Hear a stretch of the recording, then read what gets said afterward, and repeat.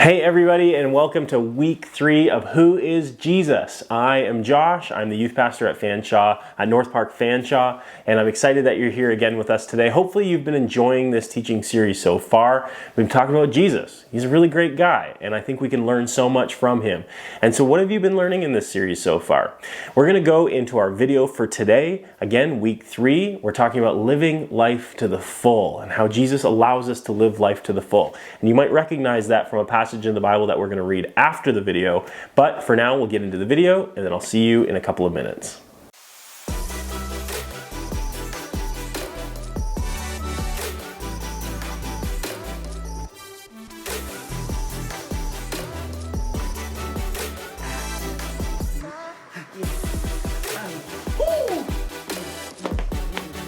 Hey! Yo everybody, I'm Jamel.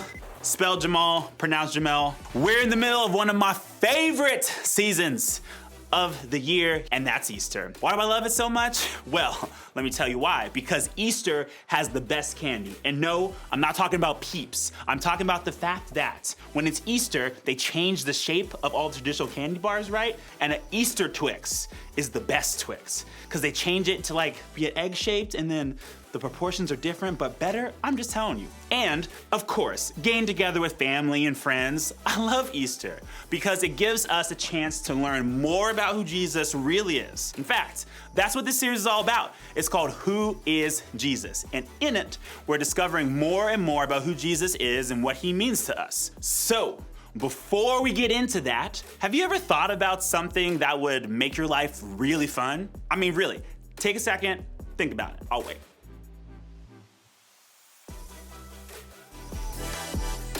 Okay, I'm sure you thought of some really cool things, right? Like maybe hanging out with your favorite celebrity all day, or finding out there's an early release day from school. Yes. Whatever you thought about, it was probably something that would make you happier. It's something you thought that would be more fun. Basically, something that would make life better. That's kind of how we make decisions in our lives too. We choose the thing that would make us happier. Should I play basketball or soccer? Should I audition for the play? Should I join that club after school? Should I hang out with my homies? Should I participate in groups at church? No matter what the decision is, it almost always comes back to the same question. Does this make my life better or worse? And it's a great question. Since you and I have only one life, it makes sense that we would want to get the most out of it. It makes sense that we would want everything we do to make us happier or be exciting or be good for us. We want to choose things that will make our lives better. And for most of us, we approach church and faith in the same exact way.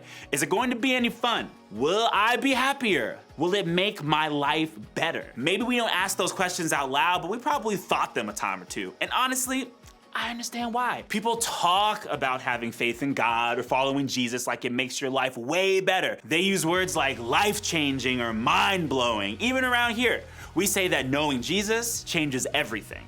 Maybe you've heard someone tell their story of how they started following Jesus and their life changed in a really good way. Or maybe you have a story like that in your own life. And yes, stories like that are great. But maybe, like me, you found yourself wondering, is that really possible? How can following a guy who lived 2,000 years ago change that much about my life? How can a religion with so many rules make my life any more fun or more enjoyable? Does faith in God really make your life better?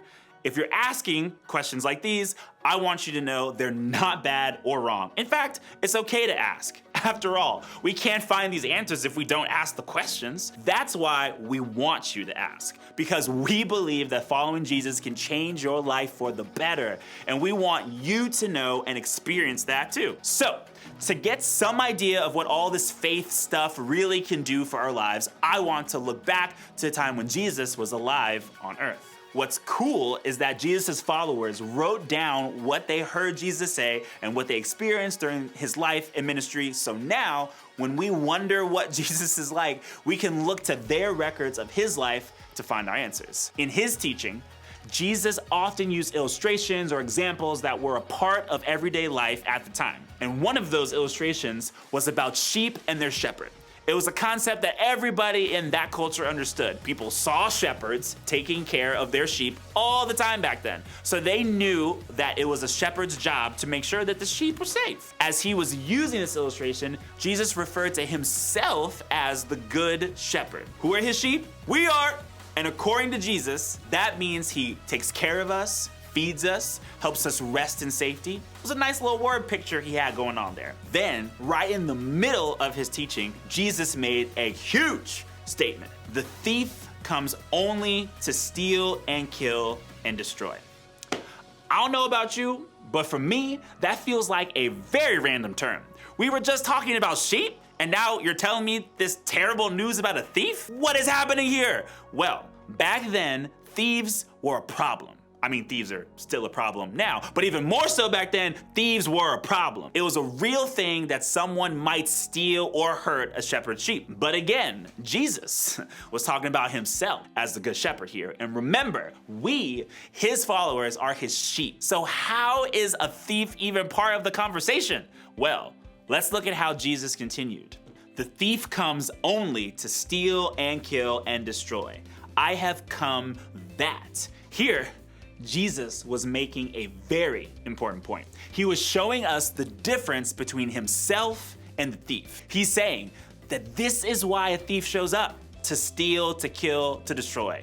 But I'm going to tell you why I show up. Honestly here, I think Jesus knew he needed to say this because so often we don't see Jesus as the good shepherd. Instead, we're tempted to see him more as the thief. And this is real talk, y'all. This is I'm keeping it 100 with you. When I was in college, I was doing what I felt like was following Jesus and what God wanted me to do, which was actually volunteering in my local youth group. And so I was a youth leader, and this is my first year being a youth leader, and we had this really big retreat coming up. I loved youth leading, but I also loved music. So my two favorite bands, not one of my favorite bands, but two of my favorite bands were coming together to my city on the same exact weekend as the youth retreat. I had a decision to make.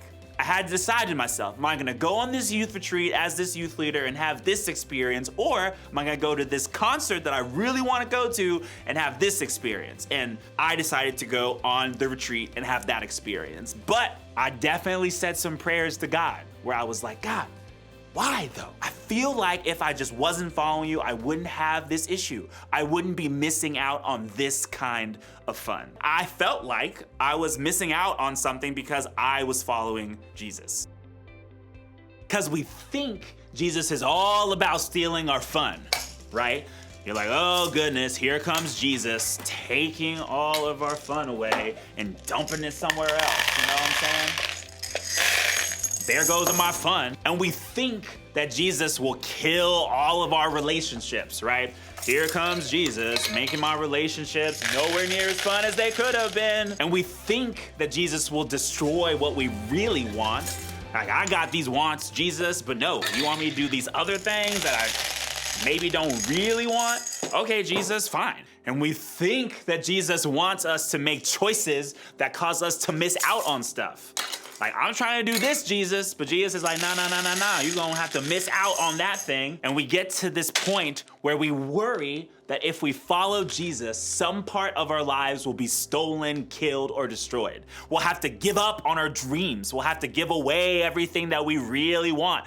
We're going to miss out on friends or dating people or doing things that we think are fun. We're going to have to live boring lives. The point is, when it comes to Jesus, we're all tempted to think that he wants to take something away from us. And that's why I think Jesus brought this up. He knew his followers might feel this way. He knew that they'd think something about him that wasn't true. So he wanted to make sure his people were crystal clear about who he is and why he came to them. And that's why he finished with this. I have come that they may have life and have it to the full. In other words, Jesus was saying, I didn't come to take away your life. That's what a thief does. And I ain't no thief. I have come to make sure you have life. And not just any life, but life to the full. Jesus' goal isn't for us to have less of a life. He wants to give us more life, a better life, a full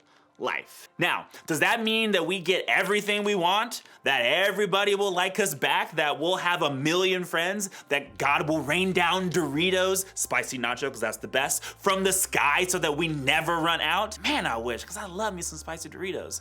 Probably not. Does it mean we'll never get bored, never get our feelings hurt, never feel pain? Nope. But it does mean that we can trust that even in difficult times, Jesus isn't trying to take anything away from our lives. Instead, we can trust that he wants to lead us in a good direction. It means we can trust that he will lead us towards more of what we really want in life. Things like more fun. Okay, maybe you never thought about it this way, but did you know that God actually invented fun? God created the part of your brain that lights up when you're having a blast with your soccer team or hanging out with your homies. Happiness and enjoyment were God's ideas, y'all. Jesus didn't come to take away our opportunities to have a good time. Instead, he says, let me show you a way to live that brings more joy, bigger joy, joy that doesn't fall apart just because you had one bad day. The goal was never less fun, it was more. Better relationships. The truth is, we all want solid, real friendships. Following Jesus can make you better at finding those kind of friends and being that kind of friend. But that's not all, y'all. The same is true for your family and even your dating relationships. Jesus wants you to find more of the right kind of people and have better relationships. Oh yeah. Things like what you really want. What if Jesus wants to help you discover what you want most in life? That might mean more than just giving you what you want right now. Of course, things might not go exactly how you want them to go all the time, but following Jesus leads to more joy, more peace, more real friends, more real adventures, more fun. More of the good stuff that makes life awesome. Who doesn't want that? Things like wise choices. This is a big one because choices can be really hard to make. How are we supposed to always know what is good for you or not so good for you, wise or unwise, helpful or unhelpful? The good news is that Jesus wants to give you wisdom to make those choices. He wants to help you choose what's good and wise and helpful for your life so that you can experience a life that is bigger and better because of it. I think that's what Jesus was getting at in his message. He didn't come to steal or kill or destroy any part of our lives. He came to help us have real life. In other words, following Jesus won't make your life lesser. In fact, because of Jesus, we can have life to the full. So how does this work? How do you find the more better, fuller life that Jesus offers? For some of you, I think the first step is to say yes to Jesus for the very first time. Maybe you've always thought that Jesus is angry or boring or that following him meant living a miserable life. Today, I'd like you to consider this question. What if that just isn't true? What would it look like for you to say yes to the one person who can change your life for the better? For others of us, maybe we've already said yes to a relationship with Jesus, but we haven't experienced the life he describes. So maybe it's time for us to say yes to the things that Jesus says yes to. So much of what Jesus leads us to do will actually make our lives better. When we make good choices or decide to serve someone else or we spend time getting to know more about Jesus, we do that because it makes things better for us and for others. There are a million ways to experience this, but let's start with just one. What if this week you just said yes to serve someone? Serving someone else can make their lives so much better, but it can actually make our lives better and happier and richer as well. Serving isn't something that a serious, no fun God would ask you to do. It's something that makes everyone's lives better, including yours. So, what's one way that you could help someone else? Volunteer to work with the little kids? They'll love you. Volunteer to help an elementary schooler with their homework? You'll be their hero. Volunteer to work with the elderly at a senior home? They'll be so happy that you're there. Volunteering for a missions trip? You may get to combine all these other things with a huge adventure. You'll be helping meet a need and potentially changing someone's life for the better. Can you imagine feeling less joy after doing something like that? Remember, because of Jesus, we can have life to the full. Listen, I get people don't always talk about Jesus like this. Sometimes you hear stories from people who follow Jesus that make it seem like it's all rules and no fun at all. That's why this question, who is Jesus, is mad important for everyone to ask because we want you to know and experience who Jesus really is. We want you to have the full life that he promises. I'd love for you to talk about this very thing with your group today. Groups are a great place to talk about your questions with people who want to help and encourage you in your faith so that you can see how following Jesus makes your life better. My life's gonna be better after I have one of these gumball things. Green, favorite color. Like it's flavor green. It's not, it's just color green. You know what I'm saying.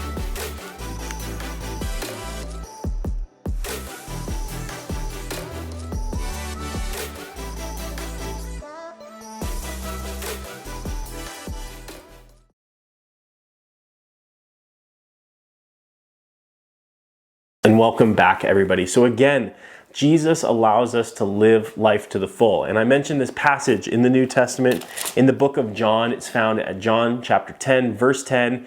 We just read it a moment ago in the video, but here it is again. It says, "The thief's purpose is to steal and kill and destroy. My purpose," Jesus's purpose, "is to give them a rich and satisfying life," to live life to the full. We read in the NIV, that was the NLT. But anyways, this is a really important thing. And we talked a little bit about serving in this video.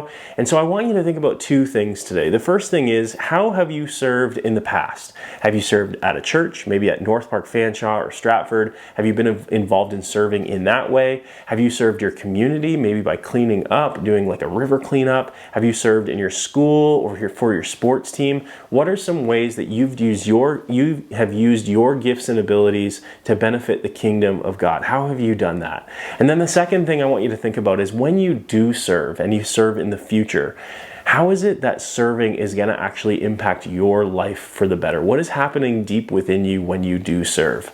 So there's two questions for you to think about, but I want to pray really quickly for you as you go, and then we'll be on with our day.